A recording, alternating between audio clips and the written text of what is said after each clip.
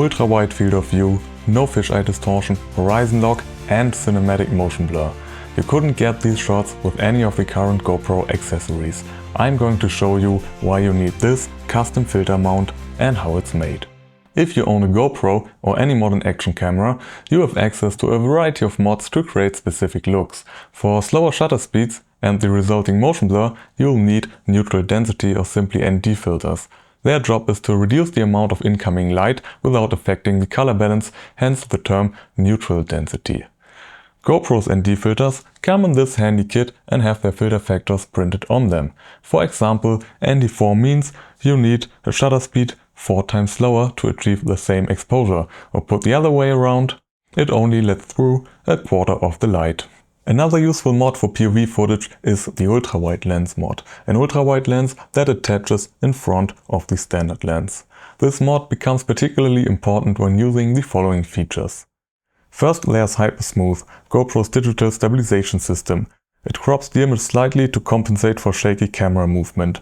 Then there's Horizon Lock, a more extreme variant of Hypersmooth. It always keeps the horizon level, which is super useful for bike footage where you want to see the lean angle while cornering. And finally, Linear Mode. It digitally removes fisheye distortion, again at the expense of some field of view. So with the ultra-wide mod, you can use all of these digital corrections while still keeping almost the same field of view as with the standard lens.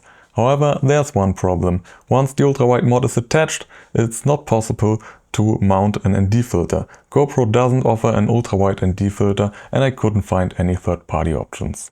Some people insert a piece of ND gel between the standard lens and the ultra-wide lens mod. But gels are not known for their optical qualities and there's no way to insert one cleanly with sweaty hands during outdoor activities.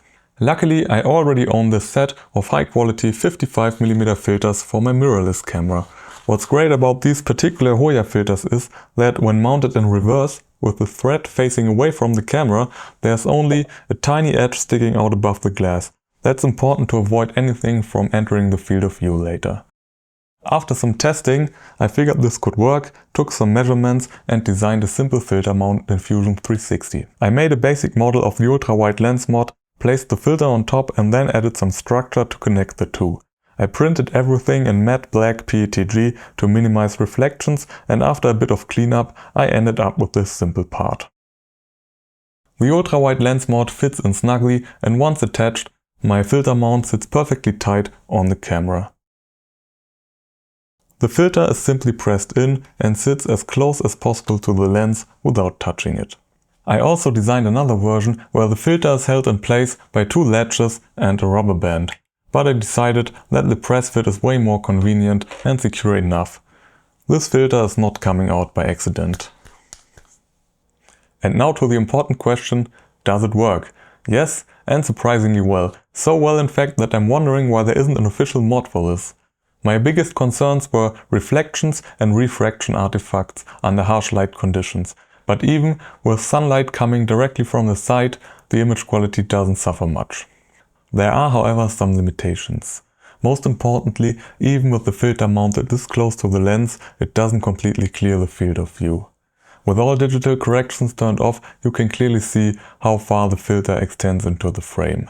That said, for my use case, it works fine. If I push Hypersmooth to its limits with aggressive panning, the filter occasionally becomes visible. But in those cases, the footage is usually unusable anyway.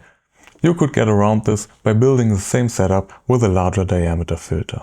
Other downsides are the cost of high quality large diameter filters and the limited availability of lower filter strength. Take the ND4 from the Hoya Pro line in 77mm for example. It costs around 80 euros and that's if you can get your hands on one. You could try a variable ND filter, but those are made of 2 polarizing layers, which are known to perform poorly on ultra-wide angle lenses.